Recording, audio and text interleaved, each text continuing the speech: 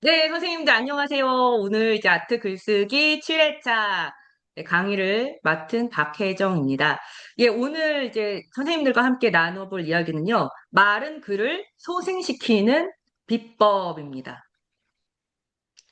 네, 오늘 이 자리에 모인 이제 선생님들은 저마다 글을 쓰려는 이유가 다 있으실 거예요. 누군가는 자신의 이야기를 기록하기 위해, 혹은 자신의 사역, 뭐 자신의 삶의 역사를 기록하기 위해서, 그리고 또 누군가는 누군가에게 어떤 것을 잘 설명하고 싶어서, 혹은 누군가를 설득하고 싶어서, 혹은 누군가에게 감동을 주기 위해서 글을 쓰실 거예요. 그런데 모두 이제 저마다 글을 쓰려는 이유가 있지만 우리가 갖고 있는 그 안으로 파헤쳐 들어갔을 때 가지고 있는 그 단 한 가지 목적은 바로 소통이죠. 글 쓰는 사람과 글을 읽는 사람이 서로 소통하게 하기 위해서. 그렇죠. 내 글을 읽는 사람이 내 글을 읽고, 내 글을 읽는 사람이 내 글을 보고, 이 사람은 이런 얘기를 하고 있구나. 나도 이 사람이 말하는 것처럼 한번 해봐야 되겠다. 너무 감동이다. 뭐 이렇게 느끼기를 원하시잖아요. 그쵸? 그러니까 아무리 좋은 의도와 그리고 훌륭한 논리를 담아도 독자가 머리로만 이해하고 이제 가슴으로 느끼지 못한다면 그 글은 죽은 글입니다. 글이 독자의 마음에 남아서 삶을 변화시키는데 도움이 되게 하려면 어떻게 해야 할까요? 네, 바로 여기 두 가지 비법을 제가 여기 이미 써놨죠. 은유와 묘사. 네, 이 두 가지로 바로 독자의 마음을 이제 두드리는 거예요. 그래서 인간의 영혼을 흔드는 것은 이런 차가운 정론이 아니라 이런 생생한 비유나 그런 감각적인 장면에 있습니다. 독자의 닫힌 마음의 문을 열고 또 독자의 영혼에 내 메시지를 선명하게 새겨 넣을 그 두 가지 강력한 도구, 은유와 묘사를 한번 오늘 나눠보도록 하겠습니다. 한번 그 선생님들 생각해 보셨어요? 저는 이 강의를 준비하면서 한번 생각해 봤습니다. 아, 독자가 책을 읽다가 혹은 글을 읽다가 내 글 앞에서 이렇게 머무는 순간이 언제일까? 그리고 나는 언제 책을 읽다가 혹은 글을 읽다가 감동하거나 아니면은 무릎을 탁 치거나 아니면 이렇게 한동안 글 앞에서 멈춰설까? 그것을 제가 한번 생각을 해봤어요. 그랬더니 바로 이 세 가지일 때, 세 가지가 내 마음에 와닿았을 때 그렇게 글 앞에서 멈춰서게 되더라고요. 첫 번째는 날카로운 은유에 전곡을 찔렸을 때. 그리고 두 번째는 치밀한 설명을 읽으면서 그 과정이 정말 생생하게 내 앞에서 그려질 때. 그리고 세 번째는 세밀한 묘사를 통해서 내 오감이 진동할 때. 마치 내가 그 장면 가운데 있는 것처럼, 마치 내가 그 사람인 것처럼 그렇게 느껴질 때, 그때 글 앞에서 머무르게 되더라고요. 그 오늘 이 한 시간 동안 여러분의 글이 독자의 마음을 붙들어둘 그 비밀 무기들을 하나씩 쥐어드리도록 하겠습니다. 은유와 그 묘사 말고도 치트키 하나를 넣었거든요. 그러니까 꼭 이 강의에 집중하셔야 되겠습니다. 네, 오늘 말씀드릴 첫 번째 그 무기, 독자의 마음을 여는 무기. 첫 번째는 은유입니다. 전곡을 찌르는 언어의 마술이죠. 여러분, 지난 시간에 우리 은유는 처음에 그 이정훈 강사님께서 그 강의하실 때 그때 제가 은유에 대해서 좀 잠깐 여러분들과 나눈 적이 있어요. 그래서 아마 선생님들 잘 기억하고 계실 거예요. 은유의 핵심 공식은 이제 A는 B다 이거. 예를 들면 내 마음은 호수요. 너무 잘 아시죠? 근데 이렇게 학창 시절에 배웠던 뭐 이제 복잡한 수사학 용어 있죠? 뭐 그런 것은 우리가 다 잊도록 하겠습니다. 그냥 은유의 핵심 공식, 요거 하나, 직관적인 공식 하나만 A는 B다로 가지고 가보겠습니다. 눈에 보이지 않는 추상적인 개념을 누구나 쉽게 이해할 수 있는 이 구체적인 사물이나 이미지에 그대로 박아 넣는 작업이 바로 은유입니다. 예를 들어서 우리가 잘 아는 거, 이거 내 마음은 호수요. 그리고 너무너무 잘 아시는 문장이죠. 근데 이 마음은 눈에 보이지 않아요. 그렇지만 잔잔함의 대명사인 이제 호수를 가져와서 연결하는 순간에 이 눈에 보이지 않던 평온함이 독자의 머릿속에 이 선명한 시각적 이미지로 착 펼쳐지는 거죠. 그래서 이것이 바로 은유의 생명입니다. 그래서 A는 B다. 뭐, 지난번에 제가 기억에 남는 그 은유가 선생님들께서 써주신 거였는데, 엄마는 나무다. 뭐 이렇게 표현해 주셨어요. 그쵸? 그런 표현. A는 B다. 이게 바로 은유법입니다. 근데 제가 오늘 선생님들께, 유발 하라리의 사피엔스라는 그 작품을 굉장히 많이 이제 거론할 것입니다. 어, 와이파이 되나요?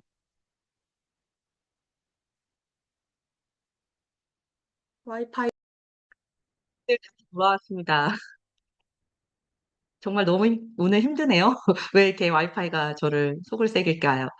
와이파이도 물갈이를 하나 봅니다. 제가 알바니아에만 있다가 여기 오니까, 한국에 오니까 와이파이 물갈이 하나 봐요. 네, 죄송합니다. 그럼 다시 시작하도록 할게요. 이거 혹시 지금 녹화가 계속 되고 있죠? 예.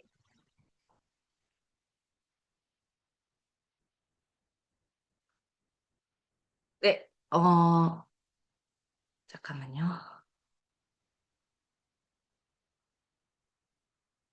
오늘 여러분들께 또 유발 하라리의 사피엔스라는 책에서 은유 표현을 제가 가지고 왔습니다. 찾아봤어요. 요즘 제가 선생님들과 함께 책 읽는 모임을 하고 있거든요. 매일매일 책 읽어서 그 자기가 읽은 부분 어디까지 읽었다 이렇게 인증해서 사진 찍는 그런 모임이에요. 근데 거기에서 지금 유발 하라리의 사피엔스를 읽고 있어요. 근데 여러분들 그 유발 하라리의 사피엔스 아시다시피 뭐 전 세계적으로 2,400만 부 그렇게 찍었다고 하죠. 그리고 너무너무 전 세계적인 베스트셀러의 그런 인문학 책입니다.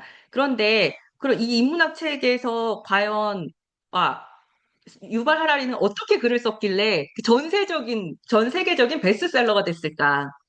제가 그것에 좀 관심을 가지게 되었습니다. 그래서 이 사람의 그런 문장들을 막 파헤쳤어요.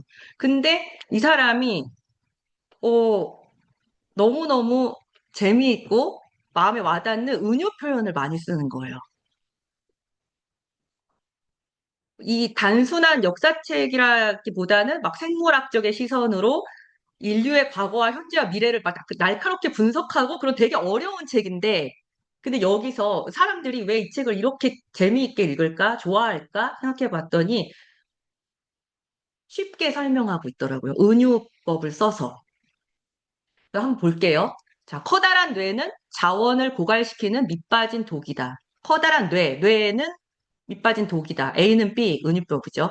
그 다음에 사피엔스는 중남미 후진국의 독재자에 가깝다. 사피엔스, 이 종은 중남미 후진국의 독재자였다.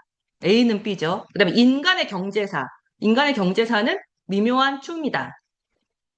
A는 B로 또 표현하고 있죠. 그리고 요것도 재밌더라고요. 우리가 생물학적 속박만을 이야기한다면 그것은 월드컵 경기를 중계하면서 선수들이 무엇을 하고 있는지를 설명하기보다는 운동장의 상태를 자세히 설명하는 라디오 아나운서와 다를 바 없다.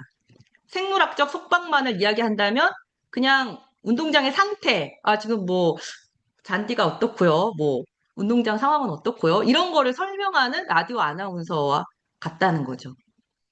그래서 이런 너무 재밌고 신박한 은유 표현들이 있는 거예요. 그래서 이 사람 되게 대단하다. 어, 독자들은 사실은 역사도 모를 수 있고요. 그리고 경제학도 모를 수 있고 생물학도 모를 수 있죠. 그런데 그것을 독자들이 알기 쉽도록 이렇게 은유 표현을 쓰는 거예요.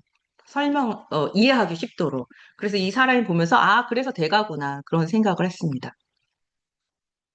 이처럼, 어, 복잡한 인류학적 지식을 아주 온몸으로 그냥 우리가 이제 딱 보면은 느껴질 수 있도록 그렇게 표현한 것이죠.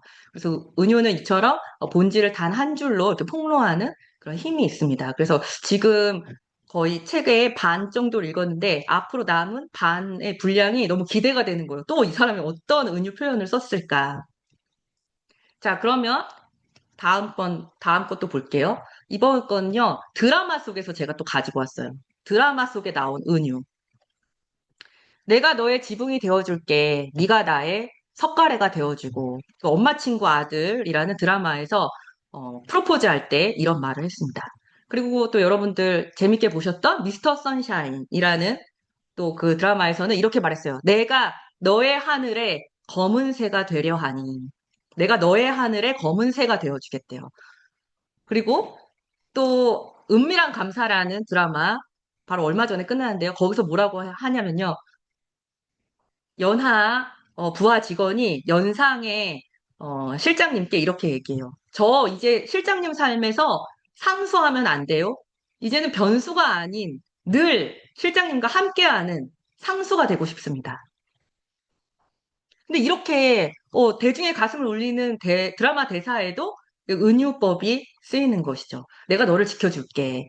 너를 영원히 사랑할게. 너와 늘 함께 하고 싶어. 너를 온전히 지켜줄게. 이렇게 그냥 직접적으로 말하는 대신에 내가 너의 하늘의 검은 새가 되겠다. 내가 너의 삶의 상수가 되겠다. 내가 너에게 지붕이 되겠다. 이렇게 말을 해주면은 너무 좋을 것 같습니다. 가슴에 팍 남죠, 그 문장이. 영원한 약속으로 기억될 것 같습니다. 이런 고백 받으면 행복할 것 같아요. 근데 이제는 기회가 없네요. 네. 그래서 참 이렇게 인류학적 그런 멋진 그런 책에도 은유 표현이 많이 들어가고요. 그리고 우리가 사랑하는 영화나 드라마에서도 은유 표현은 많이 사용됩니다. 근데 왜 그럴까요? 독자의 기억에 남게 하기 위해서. 그리고 독자가 더 쉽게 잘 이해하게 하기 위해서 이런 은유법을 쓰는 것이죠.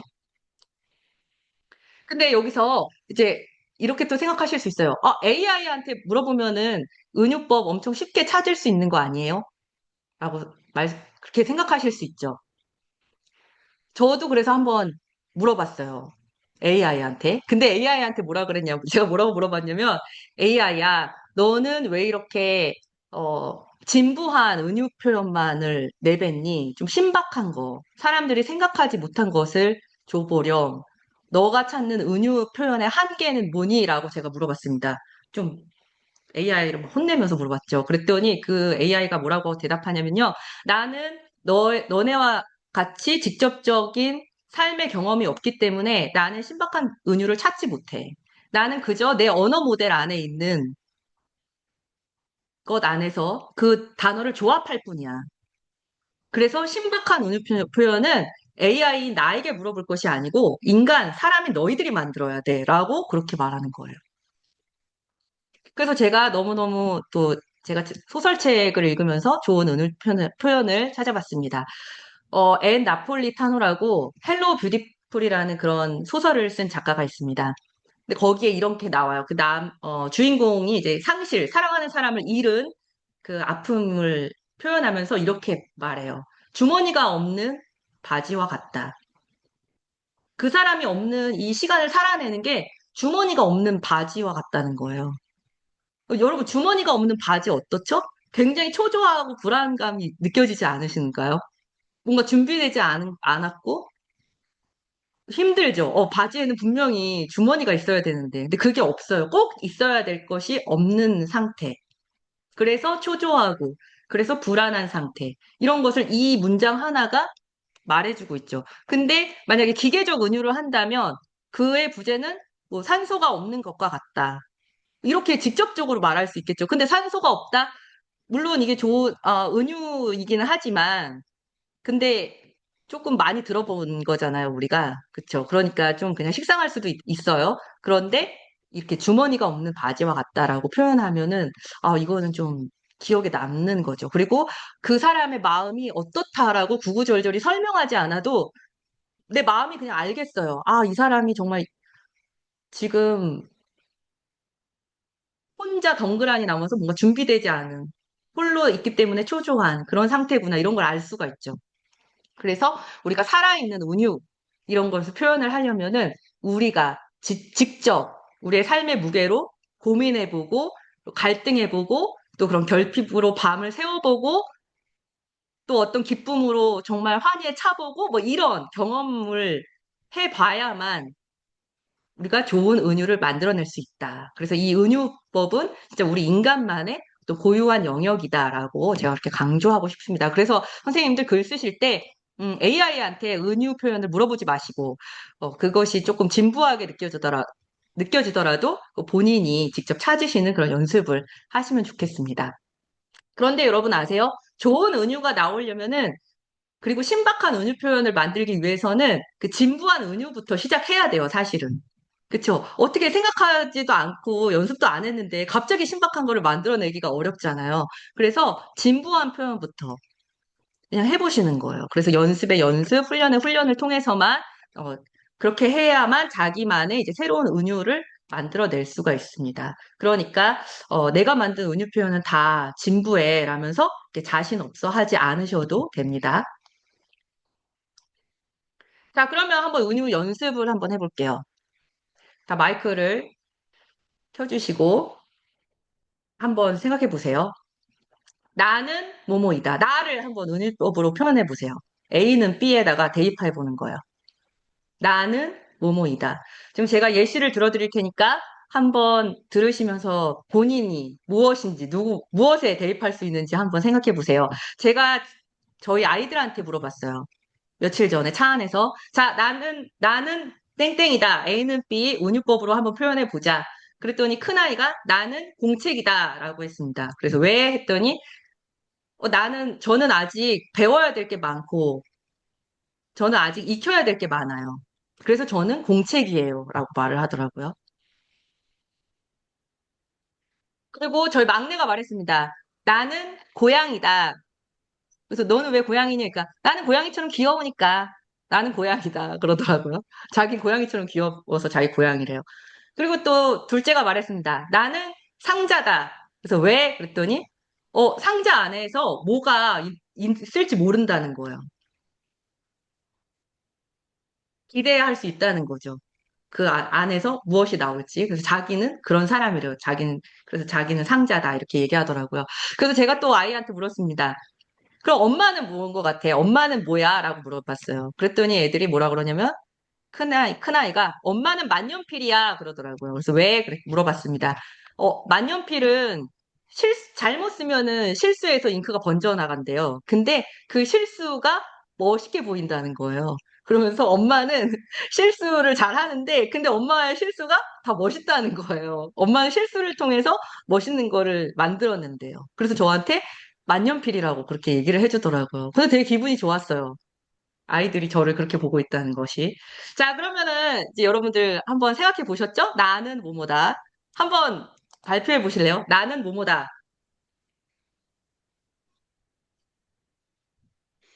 나는 뭐뭐다. 나는 영화의 면류관이, 나는 영화의 면류관이다. 아, 나는 영화의 면류관이다. 영화, 네, 좋습니다. 흰머리 나는 때문에. 영화의 면류관이다. 네, 또 다른 분.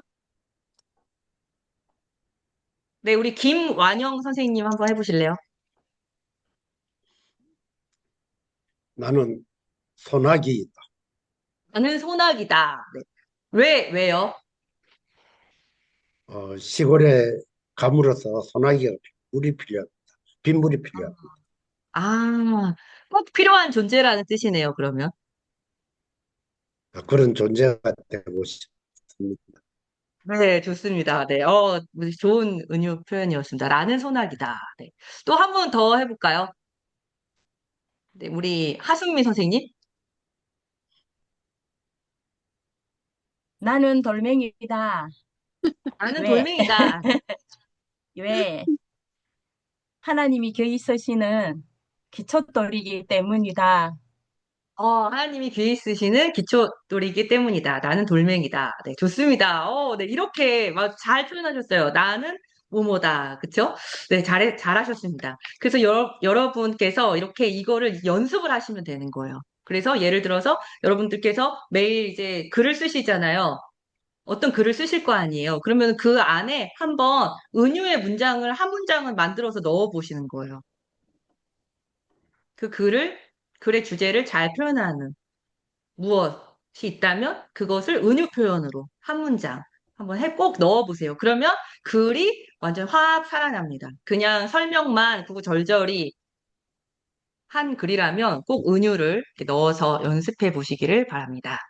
네, 그럼 좋습니다. 그리고 저는 이제 또 저희 선교사님들과 함께 글을 쓰고 있는데, 거기서 저희가 하는 작업이 뭐냐면은, 나만의 은유 사전 만들기, 이런 거를 해요. 근데 거기서 뭐를 하냐면요, 음, 내 삶의 핵심 가치, 그죠? 내 삶을 지탱하는 핵심 가치 5개를 꼽아보세요. 예를 들면, 뭐, 사랑, 감사, 말씀, 공동체, 그리고 또 뭐가 있을까? 가족, 뭐 이런 식으로 이제 선생님들이 꼽으세요. 그럼 그걸 가지고 이제 은유 표현을 만들어 보는 거예요. 그 예를 들어서 이제 제가 했던 것이 뭐 감사는 센서등이다. 그쵸? 어두운 인생 골목에서 내 한 걸음 내디딜 때마다 그 센서등은 탁 그 주위를 밝혀주잖아요. 그러니까 감사가 바로 그런 역할을 한다. 감사는 센서등이다. 이렇게 뭐 잡은 것도 있었고요. 그리고 공동체, 예를 들어서 공동체는 이제 제가 되게 중요하게 여기는 핵심 가치예요. 근데 공동체는 후시딘이다. 이러면서. 그쵸. 예. 공동체, 왠지 저한테 상처도 줘요. 그러나 공동체 안에 있을 때 비로소 치유가 되더라고요. 상처에 딱지가 얹고 또 그 딱지가 아물어서 새 살이 돋게 하는 후시딘. 공동체는 저에게 후시딘 같은 존재입니다. 뭐 이런 식으로 이렇게 자기의 삶의 핵심 가치를 은유로 한번 표현해 보시는 그런 시간도 가져보시면 좋을 것 같아요.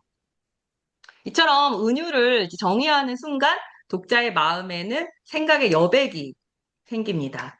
그리고 글을 쓰는 나 자신은 그 가치대로 살아갈 힘을 얻게 됩니다. 은유 너무 중요하죠? 네, 좋아요. 자, 그럼 두 번째 파트로 한번 넘어가 보도록 하겠습니다. 이제 두 번째 무기, 바로 묘사예요, 묘사.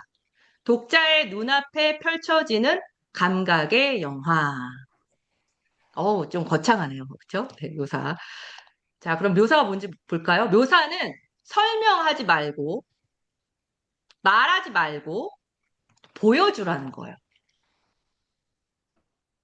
그 예를 들어서 이런 감정 단어들이 있어요. 슬프다, 피곤하다, 맛있다. 그리고 아까 여기 많이 A는 B, 나는 길이다, 나는 사진 마녀다. 뭐 이렇게 또 많이 표현을 해주셨네요. 감사합니다. 맞아요. 왠지 사진 마녀라고 표현해주신 우리 신희승 선생님께 이 묘사가 좀 잘 어울리실 것 같아요. 슬프다, 피곤하다, 이렇게 직접적으로 말해주는 것이 아니고 장면을 보여주는 것입니다. 그럼 볼까요?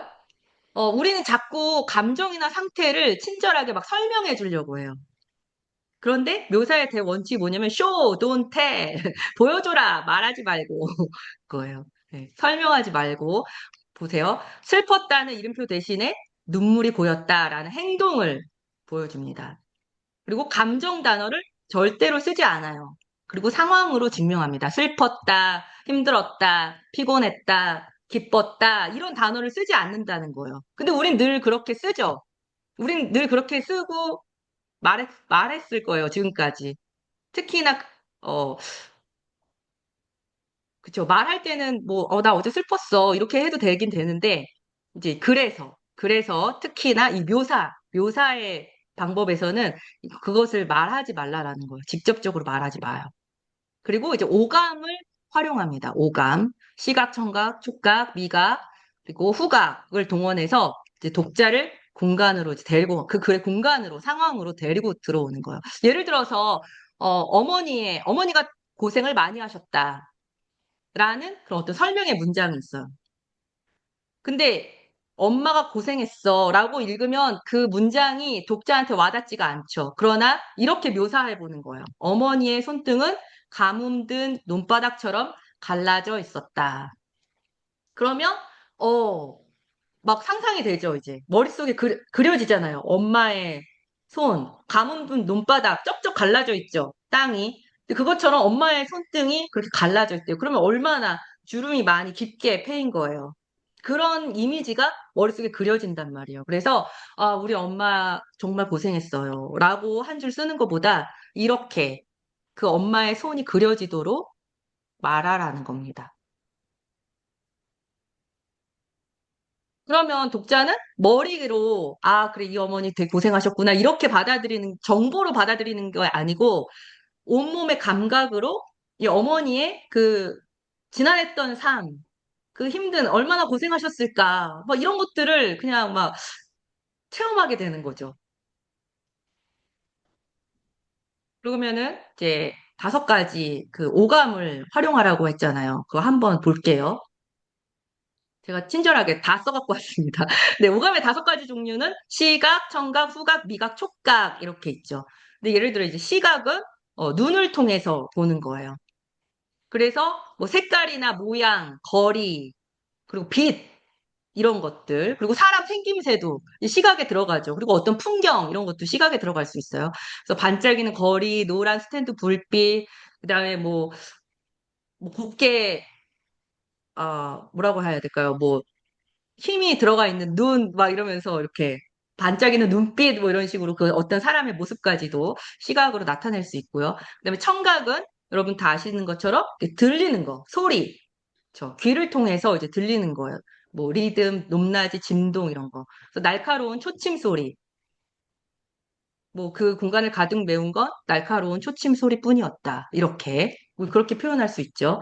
그리고 이제 후각 있어요. 후각. 후각은 코, 냄새 맡는 거죠.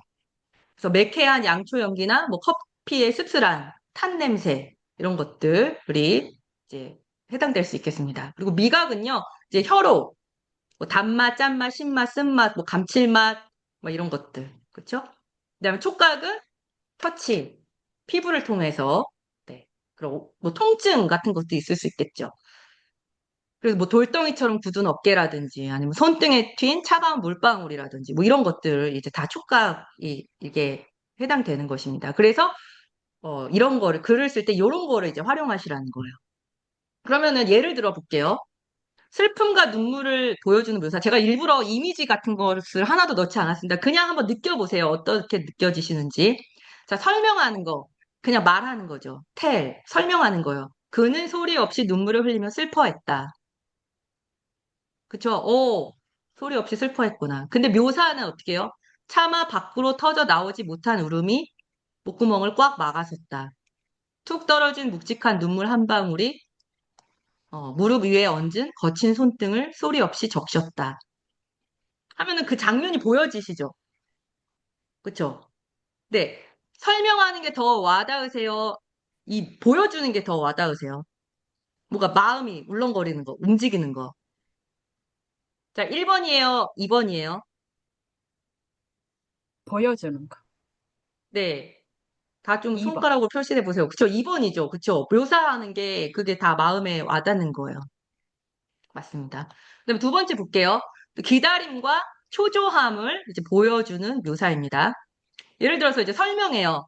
누군가를 오랜 시간 동안 기다리느라 지루하고 초조했다. 우리 근데 이제 우리 이런 식으로 많이 쓰잖아요. 사실 감정을 그냥 드러내죠. 아, 그는 힘들었다. 그는 누군가를 기다리고 초조하게 기다리고 있다. 이렇게 우리가 많이 써요. 근데 묘사는 보세요. 적막한 사방을 채운 건 시계추가 찌를 듯이 내는 규칙적인 초침 소리뿐이었다. 베란다 창틀에 그림자가 어느새 거실 한복판까지 길게 늘어져 방안을 흐릿하게 삼키고 있었다.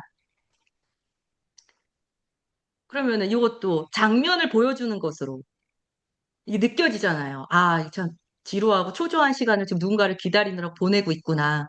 아, 여기에는 정말 이런 이 째깍째깍 요 소리밖에 안 들리는구나. 근데 이 째깍째깍 소리가 되게 누군가를 기다리는 초조함을 나타내죠. 그래서 이렇게 설명하는 것보다 묘사가 더 마음에 와닿는다는 거 말씀드릴게요. 그 다음에 3번째 볼까요? 미각 중심 묘사. 이제 맛. 그죠? 레몬을 먹은 순간이에요, 상황이. 근데 설명은, 레몬이 너무 시고 맛없었다, 이거예요, 설명은. 한 줄 이렇게 딱 문장으로 있어요. 레몬이 너무 시고 맛없었다. 근데 독자는 그냥, 맛이 없었구나. 쉬었구나. 이렇게 그냥 정보로 받아들일 수 있어요. 근데 만약에 묘사를 하면요. 노란 레몬 한 조각을 베어 물자마자 혀끝을 찌르는 듯한 시큼한 즙이 입안 가득 고였다. 턱끝이 아려오며 나도 모르게 미간이 잔뜩 찌푸려졌다. 그러면 이게 시다고 말을 안 했어도, 시다고 쓰지 않았어도 어때요? 시다고 느껴지죠? 느껴지세요, 선생님들? 느껴지시면은 고개 끄덕끄덕 해보세요. 네, 맞아요. 네.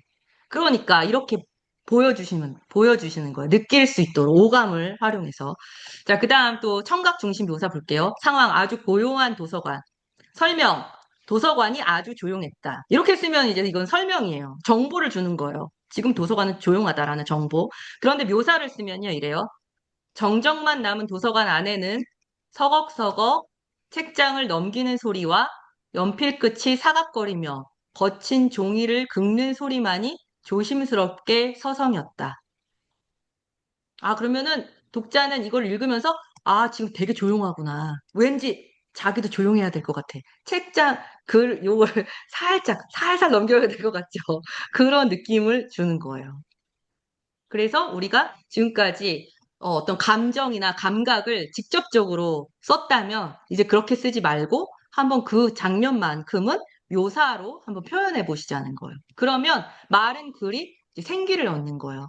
지난번에 어떤 선생님께서 질문하셨어요. 논증하는 글은 너무 딱딱하고 그건 너무 이성적인 글이라서 그것은 감동을 주기 어렵지 않습니까? 그쵸. 우리가 설교도 다 논증하는 글이고, 사실 이런 논설문도 다 논증하는 글이죠. 그리고 우리 삶의 거의 모든 글이 다 논증으로 되어 있어요. 심지어 광고까지도요. 누군가를 설득시켜서 뭐 물건을 사게 하도록 해야 되는 거잖아요. 근데 거기서 어떻게 감동을 주느냐? 바로 첫 번째는 방금 말씀드린 은유법이고, 두 번째는 바로 이 묘사인 거예요. 그럴 때 비록 글의 목적은 설득하는 것이더라도 듣는 사람이나 보는 사람은 읽는 사람은 이 왜 마음을 울리냐? 아이고 이 한 장면이 마음에 남네. 라면서 고개를 끄덕거리게 되는 거죠. 그게 바로 좋은 글이라고 생각합니다. 그러면 지금 이제 묘사 연습 한번 해볼게요. 이제 단어 지우기요. 절대로 어떤 감정을 말하지 않는 거예요. 행복하다, 힘들다 이런 거 말하지 않는 거예요. 근데 행복하다라는 단어를 쓰지 않고 생일 축하 시간 묘사해 보기라고 했어요. 그리고 제가 두 번째는 힘들다라는 단어를 쓰지 않고 글쓰기 시간 묘사해 보기라고 말했습니다. 그러면 여러분들 한번 해보세요. 지금 잠깐 한번 해보세요. 짧게 써보세요. 카톡에 올리셔도 되고 여기 채팅에 올리셔도 돼요. 그냥 짧은 몇 문장으로 한번 오감을 활용하셔서 해보시면 돼요. 마음에 드는 걸로 골라서 해보세요. 1번 하셔도 되고 2번 하셔도 돼요. 제가 2번을 특별히 가지고 온 이유는 우리 선생님들께서 이렇게 과제에 올리시는 게 좀 부담이 있으신가? 글쓰기가 힘드신가? 라는 그런 생각을 하면서 요 2번을 또 한번 해봤습니다. 그리고 1번 행복하다라는 단어를 쓰지 않고 생일 축하 시간 묘사해보기는 저희도 어제 입국했거든요. 근데 오랜만에 저희 친정 식구들이랑 같이 모여서 저희 둘째 지난 생일을 축하해주는 그런 시간을 가졌어요. 그래서 또 거기서 따왔습니다. 한번 해보세요. 어렵게 쓰지 마시고 그냥 짧게 한 세 줄 정도 써보시면 됩니다. 감정을 쓰지 않는 거예요. 중요한 거는. 뭐 행복했다. 나는 글 쓸 때 진짜 힘들다. 요 단어 두 개 빼고 쓰시면 돼요.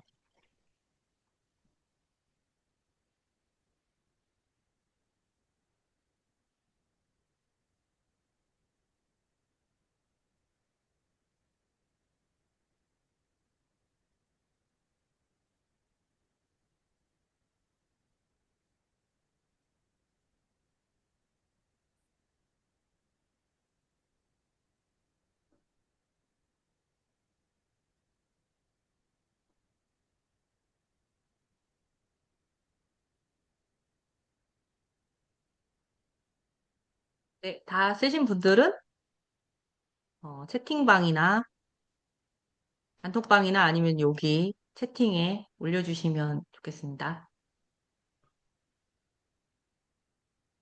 정답은 없어요. 왜냐면은 각자 개인이 생각하는 그런 장면을 묘사하시면, 보여주시면 되는 거거든요.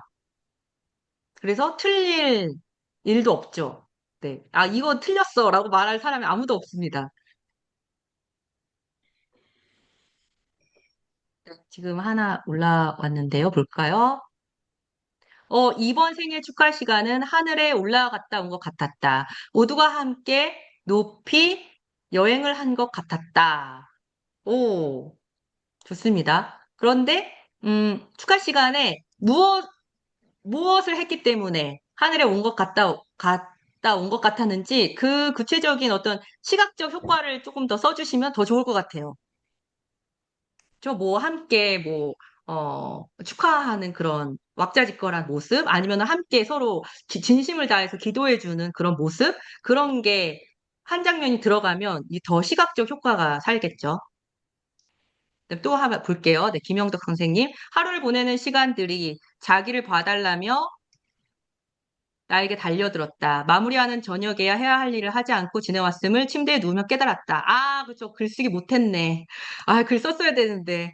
아, 하루가 나에게 달려들었어. 네, 좋습니다. 네, 힘들다는 말을 쓰지 않고, 글쓰기 하지 못한 것을 잘 써주셨어요. 그 다음, 배가 아프다.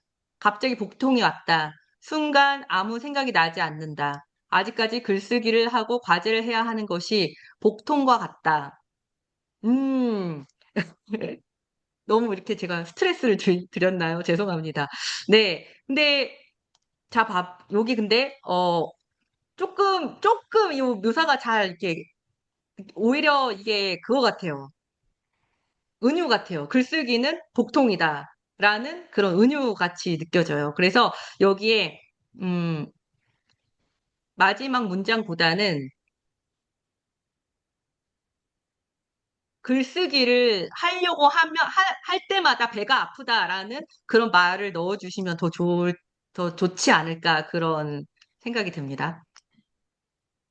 네, 감사합니다. 네. 네, 늦은 시간에 펜을 만졌다. 예, 좋습니다. 늦은 시간에 펜만 만지작거리고 있다. 그쵸? 늦은 시간에 펜을 만지작거리면서 뭐 아무것도 쓰지 못하고 있다. 이렇게 좋을 것 같고요. 네, 또 우리, 어, 곽한희 선생님, 자녀들과의 여행으로 가슴에 남아있는 한 가닥 우울이 사라졌다. 네, 그러니까 이런 거, 우울이 사라졌다. 이런 말들을 안 쓰시면 더 좋아요. 그쵸? 자녀들과의 여행으로, 무엇만이 남았다. 저도 잘 모르겠네요. 자녀들과의 네. 여행으로 가슴에 남아있는 한 가닥 우울이 사라졌다. 예, 뭐, 그것도 좋을 것 같아요. 한 가닥 우울이 사라졌다. 그런데 더 자녀와의 여행으로 인해서 내 마음이 어떻게 더 행복했는지, 그거를 좀 더 구체적으로 써주시면 좋을 것 같습니다. 네, 그리고 우리 석근대 선생님, 여름 양복 속주머니에서 10,000원짜리 지폐를 꺼내는 순간, 아침부터 행복데이다. 진짜 행복하죠, 이런 순간. 네, 빨래 하려고 하는데, 거기서, 오, 예, 신봤다 발견하고, 옛날 1년 지난 옷에서, 네, 또 발견하고, 네, 좋습니다. 그 다음에 또 우리, 영숙님, 맞죠? 심영숙 선생님. 케이크를 맞이하는 아들의 얼굴에서 베란다의 베고니아 꽃이 아침에 나에게 윙크하듯 마음속에서 웃는 나를 발견했다. 오. 근데 케이크를 맞이하는 아들의 얼굴에서인데 베란다의 베고니아 꽃이 아침에 나에게 윙크하듯 마음속에서 웃는 나를 발견했다. 마음속에서 웃는 아들이 발견된 걸까요? 나를 발견한 걸까요? 아무튼, 네, 좋은데, 그, 어, 아들의 얼굴에서 네. 그 베란다에 아침마다 꽃을 보면서 행복한 제 마음이 그 아, 같이 그런 동등하게 느껴졌다.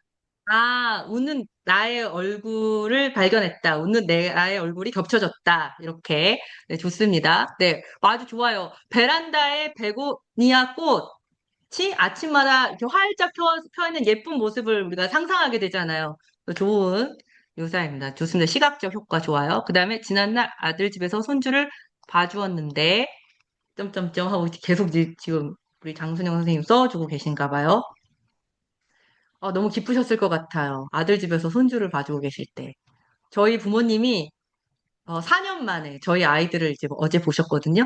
근데 12살, 뭐 12살이었던 아이가 이제 뭐 17살, 완전 이제 성인이 돼서 온 거죠. 18살 이렇게 돼서 오니까 너무, 너무 좋아하시더라고요.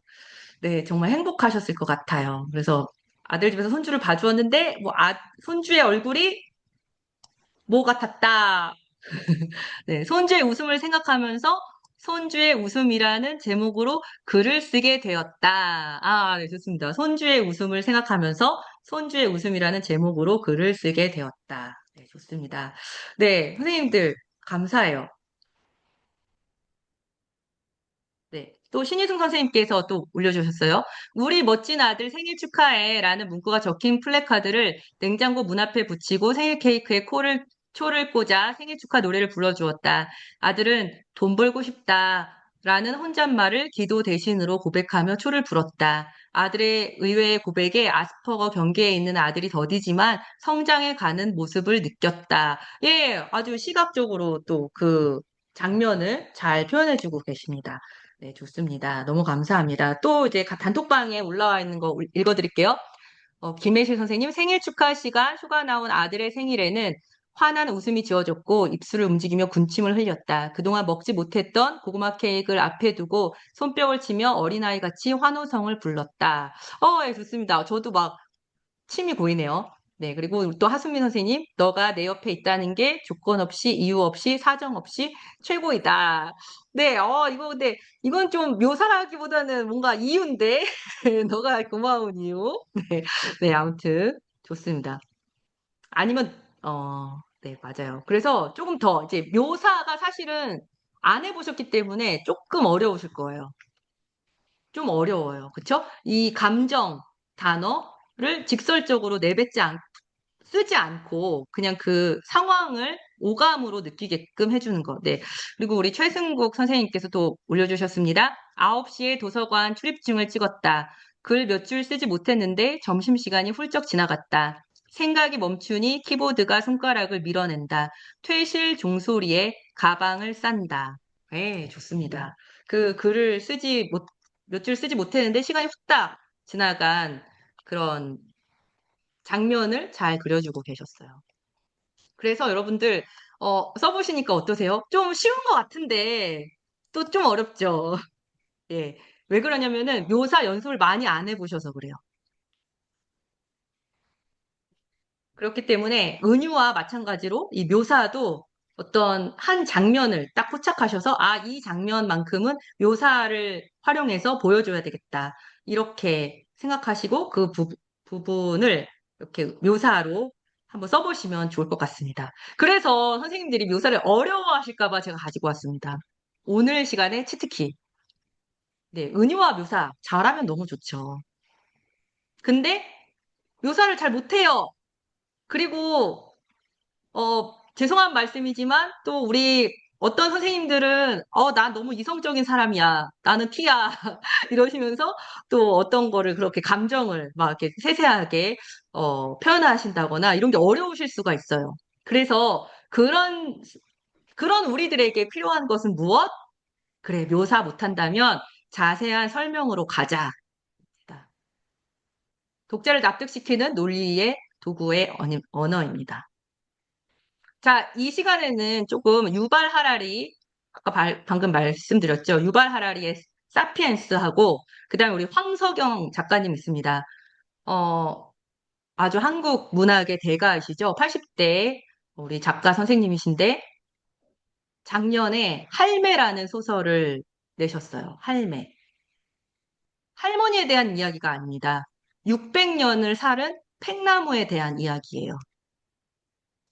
그래서 팽나무가 그 600년 동안 그 사람들과 함께 그 모진 세월을 견디면서 이 아주 한낱 작은 씨앗에서 새의 죽음으로 탄생하게 된 그 씨앗이 또 거목이 되고 또 할머니 나무가 되어서 또 어린 나무를 곁에서 키우면서 그리고 사람들이 변해가는 그런 모든 과정을 이 책에다가 썼어요. 근데 이 할매라는 책이 얼마나 대단한 책이냐면 묘사가 70%예요. 그래서 묘사에 대해서 내가 공부하고 싶다, 묘사를 내가 좀 더 알아보고 싶다 하시는 분들은 이 할매라는 소설책을 사서 보시기를 바랍니다. 그래서 황석영 작가님도 그렇게 말씀하시더라고요. 묘사가 70%나 되어 있었기 때문에 묘사로만 이 글을 끌어간다는 게 처음엔 쉽지 않았다. 그런데 쓰면 쓸수록 내가 그 안에 들어가 있었다. 너무 자신에게도 특별하고 좋은 경험이었다. 이렇게 말씀을 하셨어요. 그렇기 때문에 묘사를 표현한 완벽한 그런 문학 작품이라고 할 수 있겠습니다. 자, 그럼 유발 하라리 사피엔스와 황석영 할매 한번 텍스트를 비교를 해보겠습니다. 자, 한번 읽어볼게요. 자, 우리 지금 또 인터넷이 좀 불안정한데 오늘 참 많이 네, 우리 인터넷 물갈이 하지 맙시다, 인터넷이. 네. 자, 그럼 우리 김환영 선생님께서 우리 이 문장 한번 읽어주시겠어요? 좀 깁니다. 사피엔스는 식량과 원재료만 찾아다니지 않았다. 지식도 찾아다녔다. 이들이 살아남으려면 자신의 영토에 대한 상세한 마음속 지도가 필요했다. 매일매일 식량을 찾는 일의 효율성을 극대화 성장 패턴과 개별 동물의 습성에 대한 정보가 필요했다. 어느 식품이 영양가가 많고 어느 것을 먹으면 탈이 나고 어떤 것이 치료제가 될 수 있는지를 알아야 했다. 계절이 어떻게 흐르는지, 폭풍이나 건기가 오기 전에 어떤 징후가 나타나는지를 알 필요가 있었다. 이들은 주변에 있는 모든 개구가 호두나무와 곰, 동굴과 부싯돌 매장지를 공부했다. 모든 개인들이 돌칼을 만드는 법, 뱀에게 물리거나 배고픈 사자를 만났을 때 대처하는 법을 알아야 했다. 네, 감사합니다. 네, 이 글은 완전한 설명이죠. 완벽하게 지금 사피엔스가 식량과 원재료만을 찾아다니지 않고, 어떻게 하면 그 식량을, 생존을 위해서 어떻게 살았는지를 지금 완벽하게 설명해주고 있습니다. 그런데, 이 설명 글을 읽으면서 우리가 좀 떠올릴 수가 있어요. 그쵸? 그려볼 수가 있죠. 사피엔스가 식량과 원재료만 찾아다니지 않았고 지식도 찾아다녀야 했어. 그래서 그것을 하려면은 어떻게 했어요? 뭐가 필요했어. 그리고 어떤 식품이 영양가가 많고 어떤 것이 먹으면 탈이 나고 어떤 것이 치료제가 될 수 있는지 알아야 했어. 이런 구체적인 서술을 통해서 우리가 그냥 좀 상상이 가요. 그쵸? 막, 사피엔스라는 그 원시인 종이 막 음식 먹다가 이 나무 열매 따먹었다가 막 배탈도 나보고. 그래서, 이거는 안 됨이라고 막 자기식으로 표식해놓고 또 어떤 거는 뭐, 또 막, 저, 호두나무에서 어디에 심어져 있는 호두나무에 열매가 많이 나는가, 뭐 이런 것들도 찾아다니는, 그리고 기록하는, 뭐 이런 장면도 떠올리고요. 그리고 막 사자와 싸우려고 열심히, 그렇게 막 사투를 벌이고 있는, 뭐 그런 모습도 그냥 상상이 됩니다. 그쵸? 근데 여기에 특별한 어떤, 묘사나 은유, 뭐 이런 것들이 들어가 있지 않아요. 그런데 유발 하라리는 지금 자세하게 풀어쓰고 있어요. 그냥 사피엔스는 생존을 위해 지식을 공부하고 수많은 기술을 숙달해야 했다. 이 한 문장으로 압축해서 표현할 수도 있는데 그렇게 하지 않고 그 과정을 아주 세세하게 쓴 거예요. 그래서 이렇게 세세하게 쓰면요. 눈앞에 비디오가 틀어져 있는 것 같아요. 그래서 이야기에 몰입하게 되죠. 이게 바로 유발 하라리식 자세한 설명. 그래서 우리가 만약에 묘사를 못 하잖아요? 그러면 그 장면에 대해서 자세하게 쓰면 돼요. 생일 파티에 대한 느낌을 우리가 전달하지 못하겠잖아요. 그럼 그 생일 파티의 모습을 구체적으로 쓰면 돼요. 예를 들어서 저 사람의 표정은 어떤지, 이 사람은 어떤지, 이 사람은 생일을 위해서 무엇을 준비했는지, 저 사람은 생일 파티 당사자는 어떻게 표현했는지, 뭐 이런 것들을 세세하게 쓰면은 생일 파티의 즐거움과 기쁨이 그냥 드러나는 거죠. 네. 자, 그런데 만약에 이거를 묘사로 바꿔본다. 자, 방금 전은 완전한 100% 설명이었어요. 근데 설명 버전 이제 개별 동물의 습성에 대한 정보가 필요했다. 블라블라. 배고픈 사자를 만났을 때 대처하는 법을 알아야 했다. 이렇게 이게 설명이 돼 있었어요. 근데 만약에 이거를 묘사로 바꾼다면요. 이 장황한 설명 중에 한 장면만 딱 포착해서 그것을 보여주듯이 혹은 오감이 느껴지듯이 이제 써주는 거예요. 보세요. 한 사피엔스가 숨을 죽인 채 풀숲에 엎드려 있다. 그의 눈은 진흙 위에 찍힌 사자의 발자국 깊이를 잰다. 발을 뗀 지 얼마 지나지 않아 아직 물기가 축축하게 남아있는 자국이다. 그는 바람의 방향을 확인한 뒤 소리 없이 돌칼의 자루를 꽉 쥐고 반대편 바위 그늘로 몸을 숨긴다. 이거는 사자를 잡기 위한 그 한 장면만을 묘사로 바꾼 거예요. 묘사 버전으로. 그러니까 좀 완전히 다르죠. 이게 묘사로 보여지는 것과 이 사피엔스 식의 설명 느끼셨으면 좋겠습니다. 그다음에 이제 황석영 씨의 할매 부분을 말할게요. 콩나무는 꽃을 피우고 푼 열매를 맺고 잎이 무성한 여름부터 겨울을 준비했다. 나무는 모든 것이 멈추어 버린 몇 달 동안 죽은 듯 잠을 자면서도 이 겨울 눈으로 하여 되살아났다. 봄이 오면서 세모 또는 길쭉하고 아니면 동그란 각종의 눈들이 겉으로 흘러나와 말라붙은 끈적한 진물과 몇 겹의 보자기로 감싼 듯 딱딱하게 굳은 껍질의 틈을 헤치고 아주 조금씩 싹을 밀어냈다. 겨울 눈을 따서 헤쳐보면 수십 장의 미세한 잎들이 돌돌 말려서 겹쳐 있었다. 해마다 찾아오는 겨울은 모든 활동을 멈춘 나무 자신의 몸속에 봄의 부활을 간직하게 하는 일시적인 기다림의 시간이었다. 여기서는 보여주고 있죠. 묘사하고 있어요. 팽나무가 어떻게 겨울을 나고 다시 봄이 되어서 싹을 틔우는지 그것을 보여주고 있습니다. 근데 묘사도 굉장히 세세하게 보여주고 있어요. 그렇죠? 네, 좋습니다. 자, 그러면 우리가 자세하게 설명하기 연습을 한번 해보겠습니다. 자, 예시 문장은 어제는 힘들었다예요. 자, 건조한 설명 문장. 어제는 힘들었다. 자, 그럼 자세히 설명하려면 어떻게 해야 될까요? 자세히 설명하시려면 어제 힘들었던 일을 그 과정을 쭉 쓰시는 거예요. 어제 무슨 일을 했는지, 무슨 일이 연달아서 벌어졌는지. 그럼 한번 말로 해볼까요? 자, 어제는 힘들었다. 선생님들의 어제를 한번 떠올려 보세요. 어제, 혹시 힘드셨던 분? 나 어제 힘들었다. 계실까요? 어제 힘들었던 분 계세요? 안 계세요?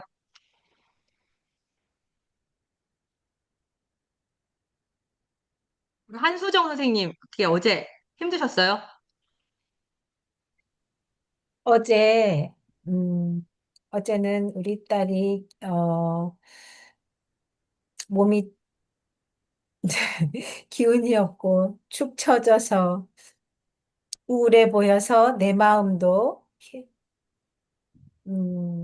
함께 다운이 되었다. 저 어제 우리 딸이 너무 힘이 없어 보여서 나도 힘들었다. 그죠? 맞아, 잘하셨어요. 자, 그러면 이 문학적 묘사를 하려면 어떡할 거예요? 그 딸의 모습을 쓰시면 돼요. 그 딸의 힘이 없어서 우울했던 그 모습, 그 아이의 그 처진 어깨, 그 아이의 뭐, 아무 말도 하지 않는, 하루 종일 아무 말도 하지 않는 그 아이의 모습. 그런데 내가 무엇을 해주고 싶은데 아무것도 해줄 수 없어서, 그래서 안절부절, 그래서 너무 마음이 아픈, 그냥 내 마음. 그런 것을 이렇게 보여주시면 그게 문학적 묘사가 되는 거예요. 네, 좋습니다. 힘든 이야기를 나눠주셨는데, 감사합니다. 네, 그리고 혹시 또 어제 힘드셨던 분 계실까요? 우리 하순미 장, 선생님. 장거리 여행한, 그런, 네, 우리 장, 곽한희 선생님. 네. 장거리를 운전하느라고 힘들었다. 아, 장거리를 운전하느라 힘들었다. 또, 그래서 장거리 운전해서 그 과정을 더 자세하게 말씀해 보세요. 아, 모르는 길을 내비에 의존해서 가느라고 긴장되었다. 그쵸. 네, 긴장함으로 더 힘들었다. 그쵸, 잘하셨어요. 장거리 운전을 했다. 모르는 길을 내비에 의존해야만 했다. 어, 그리고 또 하나만 더 설명해 문, 보세요. 문학적으로 아니요. 자세히 어, 설명하는 거. 이 설명. 몇 긴장하면서 시간 걸리셨어요? 몇 시간? 몇 시간? 집중을 하면서 1시간 반 동안 운전하였다. 그쵸, 맞아요. 근데 여러분들이 이렇게 생각하실 수 있어요. 아니요, 뭐, 1시간 반 운전하는 게 뭐가 힘들 수 있어. 그러니까 선생님은 나이를 명시해 주시면은 더 이제 읽는 사람이 팍 와닿는 거예요. 그보다는 그 모르는 길을 가는데 집중하기 때문에 온전히 그 내비에만 의존하니까 힘든 거거든요. 네, 그쵸. 음, 그런데 그거에 더불어서 이제 그런 나이까지 더 구체적으로 들어가면 어, 이게 더 와닿는다는 얘기예요. 그래서 그렇죠. 그 방금 이제 말씀하신 문장들을 쭉 연결하면은 벌써 읽는 사람이 힘든 게 이제 느껴지는 거죠. 뭐 음, 몇십 대 나이에, 어, 1시간 반을 초집중해서 내비를 보고 길을 가려니 쉽지 음, 않았다. 뭐 그랬던 것 그러면서 뭐 장거리 운전으로 뭐 완전 같아요. 넉다운 되었다. 뭐 이러면서 이렇게 자세히 설명할 수 있습니다. 힘든 게 느껴져요. 좋아요. 그래서 자세히 설명만으로도 힘든 게 느껴진다는 거예요. 지금 우리가 하는 연습은. 그러면 이제 문학적 묘사를 하면은 어떻게 될까요? 만날 사람을 생각을 하면 음, 그것도 그 힘든 과정도 기쁜 마음으로 감당해야 할 것 같다. 아니 아, 어떻게 되나 그쵸. 어떻게 되나. 음, 음, 몸은 뭐 천근만근 하지만 내려앉고 음, 눈은 흐려지지만, 그쵸? 음, 눈은 흐려지지만 음, 만날 사람을 기대하며 뭐 감내했다. 뭐 이런 식으로 네, 쓰시면 될 것 같습니다. 예. 네, 좋습니다. 그렇게 그럼 이제 버전이 다 달라지잖아요. 그쵸? 건조한 설명으로는 한 문장이면 그냥 끝날 수 있어요. 나는 어제 많이 힘들었다. 그래서 자세히 설명하면 더 구체적인 이제 상황들이 들어가죠. 그럼 구체적인 상황이 들어간다는 말은 구체적인 동사가 들어간다는 거예요. 음, 그죠? 힘들었다 하나로 퉁쳐버리는 것이 아니고, 그래서 구체적인 그런 동사들이, 그것도 겹치지 않는, 각기 다른 동사들이 들어간다는 것, 그리고 문학적 묘사할 때는 오감을 활용해서 느껴지게 한다는 것, 그것이 중요한 것입니다. 그래서 예를 들어서 이거예요. 어제는 정말 힘들고 피곤했다. 그 독자의 미간이 움직여지지 않아요. 이걸 보면서, 아무 느낌이 안 오는군. 그쵸? 자, 근데 유발 하라리식 자세한 설명 해볼까요? 아침 6시부터 밤 11시까지 눈이 뻑뻑했다. 타이레놀 2알을 먹어야 했다. 등등등. 이렇게 쓰면은, 진짜 힘들었겠네. 이런 마음이 들죠. 왜냐면 나도 그렇잖아요. 나도 아침부터 밤까지 일하고, 그러면 눈 뻑뻑해지고, 막 두통도 와서 타이레놀도 먹어야 되고, 그러니까 이제 이게 공감이 간단 말이에요. 근데 3단계 황석영식 완벽한 묘사. 가죽 소파가 거대한 블랙홀처럼 내 몸을 잡아당겼다. 하얀 알약 2개만이 폭풍이 지나간 자리처럼 덩그러니 남겨져 있었다. 뭐 이런 식으로 이제 묘사할 수 있는 거예요. 그쵸? 네. 이런 게 바로 이게 다 똑같은 내용이에요, 사실. 처음에 건조한 설명, 나는 힘들었다와, 나는 어떻게 힘들었다와, 그 다음에 이렇게 묘사하는 것이 사실은 드러내고 싶은 건 같은 내용인데, 전달하는 건 같은 내용인데, 방법이 다 다른 거죠. 그리고 어떤 거는 이제, 어떤 사람은 이런 묘사 앞에서 마음을 좀 동할 수 있고, 또 어떤 사람은 자세한 설명 앞에서 공감할 수가 있겠죠. 그리고 맨 마지막에, 어제 하루는 뭐였다. 뭐 이렇게 은유 표현 하나 딱 던져주면 더 이제 기억에 남는 거죠. 그렇습니다. 예. 그래서 이 사실이 만들어내는 강력한 설득력, 강력한 공감. 그쵸? 네. 그것을 여러분들께 말씀드리고 싶었습니다. 그래서 만약에 묘사가 조금 어렵습니다 하실 때는 그냥 이렇게 자세한 설명을 하시면 돼요. 근데 여러분들께서 글 쓰시는 분들이 많이 실수하시는 게 뭐냐면은 그냥 한 단어로 압축해서 표현하고서는 더 이상 얘기를 안 해주는 거예요. 그러니까 뭐 예를 들어서 지금도 저와 책 쓰기 코칭 하시는 분이 있는데, 코칭 받으시는 분이 있는데, 그분이 이렇게 쓰기를 마케팅 업계는 너무 치열하다. 그걸로 끝인 거예요. 이 글을 읽는데 치열한 게 안 드러나. 그래서 제가 물어봤죠. 치열한 게 무엇이 치열한지 자세히 쓰십시오. 자세히 쓰는 것만으로도 독자는 그 치열함을 느낄 수가 있습니다. 황석영 할매 중에서 흰 점박이의 소멸 부분이 있어요. 너무 그냥 아름다운 그런 묘사의 글입니다. 그래서 이거는 제가 이 시간 잊지는 않고 여러분들께 드리는 그 PPT 안에, 슬라이드 안에 넣어 놓을 테니까 한번 읽어보세요. 그래서 할매를 진짜 할머니 이야기로 오해하시면 안 됩니다. 600년을 견뎌온 팽나무 이야기. 그래서 묘사의 정수를 한번 맛보고 싶으시면 꼭 한번 읽어보시기 바랍니다. 그래서 이제 일기에는 사실 일기는 나 혼자 읽는 글이잖아요. 그러니까 나는 힘들었다, 나는 슬펐다, 이걸로 이제 끝나도 무방해요. 그러나 우리가 쓰는 에세이, 뭐 중수필이든 경수필이든 논설문이든 아니면 정말 삶의 이야기를 진솔하게 나누는 그런 수필이든 간에 독자를 체험하게 만드는 거예요. 독자를 위한 글인 거죠. 그럴 경우에는 이렇게 묘사하시고 자세히 설명해 주셔야 된다. 이렇게 말씀드리고 싶습니다. 그래서 글을 맛깔나게 만드는 5가지 기술, 바로 결정적 순간에 슬로우 모션 딱 거는 거예요. 그냥 빠르게 지나가는 게 아니고, 이 부분에 딱 멈춰서서 그 부분을 깊게 들어가시는 거예요. 자세히 보시는 거죠, 그 부분은. 설명하지 마시고 상황으로 이제 보여주시는 거예요.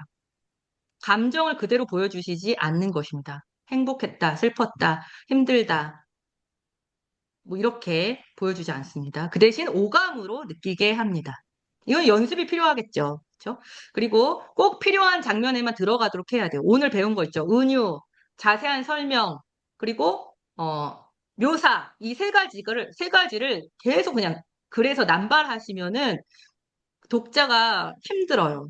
그렇기 때문에 이게 꼭 필요한 부분에만 적절하게 들어가셔야 됩니다. 뭐, 글 한 편을 온전히 다 100% 묘사만 했다고 생각해 보세요. 힘드시죠? 황석영 씨의 할배도 너무 좋은 책이지만, 소설책이지만, 어떤 분들은 힘들다고 하세요. 묘사가 70%나 되니까 너무 힘듭니다. 계속 풀 얘기하고, 새 얘기하고, 나무 얘기하는데, 읽기가 힘들었어요. 사람이 언제 나오나 너무 기다리기 지루했습니다. 이렇게 말하는 분들도 있어요. 근데 하물며 대가가 그러는데 이제 우리는 우리처럼 이제 우리 글 쓰는 소시민들은 이렇게 꼭 필요한 장면에만 써주시면 좋겠습니다. 그리고 묘사가 어렵다면 그냥 과감하게 자세한 설명을 선택하십시오. 그러시면 됩니다. 그리고 이 3가지는 그냥 부단한 연습을 통해서만 된다. 그래서 우리는 무조건 써야 된다. 끝으로 나태주 시인의 풀꽃에 나온 그 시구를 나누겠습니다. 자세히 보아야 예쁘다. 오래 보아야 사랑스럽다. 너도 그렇다. 글에도 해당되는 내용입니다. 글쓰기 할 때도. 자세히 그 상황, 자세히 그 사람, 자세히 그 어떤 감정을 들여다보는 것이죠. 그래야만 좋은 은유 나올 수 있고, 좋은 묘사 나올 수 있고, 자세히 설명하기 나올 수 있습니다. 그럴 때 그 글이 아름답게 되고, 또 그 글을 통하여서 독자들의 마음에 무언가를 남기게 될 것입니다. 그래서 오늘 이제 선생님들, 오늘 배우신 것, 이 3가지 꼭 기억해 주세요. 은유, 자세한 설명, 그리고 묘사. 이렇게 3가지를 잘 기억해 두셔서 늘 글 쓰실 때, 늘 뭐 설교문 쓰실 때, 혹은 뭐 에세이 쓰실 때, 혹은 논설문 쓰실 때, 혹은 책 쓰실 때마다 기억하시는 거예요. 내 글 안에 은유 한 줄 있나? 내 글 안에 한 토막 자세히 설명한 부분 있나? 내 글 안에 한 토막 묘사 부분 있나? 독자의 발길을 붙들어 둘 만한 그런 대목이 있나? 하고 생각해 보시면 되겠습니다. 그러면 좋은 글 쓰실 수 있을 거라 믿습니다. 네, 감사합니다. 네, 이상으로 네, 저의 강의를 마치도록 하겠습니다.